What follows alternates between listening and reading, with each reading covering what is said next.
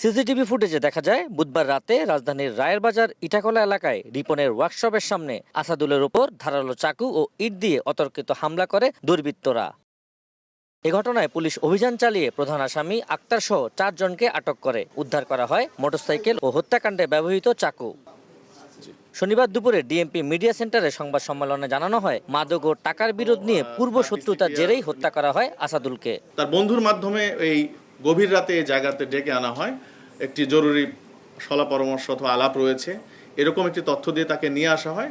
তারপরে অতর্কিত তাকে হামলা করা হয়। মোটিভ হলো টাকা পয়সা এবং পূর্বের একটি মামলার জের। এদিকে রাজধানীর উত্তর পল্লবী আবাসিক এলাকায় কথা কাটাকাটির জেরে নিরাপত্তা কর্মী সালাউদ্দিন হত্যায় জড়িত অটোচালক সাগর শেখকে গ্রেফতার করেছে পিবিআই।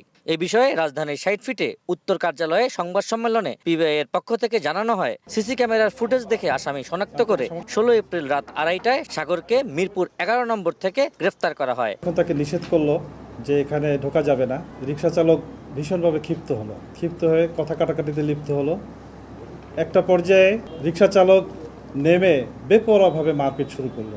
তিনি অজ্ঞান হয়ে রাস্তায় লুটিয়ে পড়ে, যাকে আমরা পরক্ষণে রাতের 2:30-এ আমরা তাকে গ্রেফতার করতে সক্ষম হই। গ্রেফতারকৃতদের বিরুদ্ধে আইনি ব্যবস্থা প্রক্রিয়াধীন সহ পলাতক আসামিদের গ্রেফতারে অভিযান চলছে বলেও জানানো হয়। তথ্য থাকে তাহলে আমরা। আবু সাইদ নিশান, সময় সংবাদ, ঢাকা।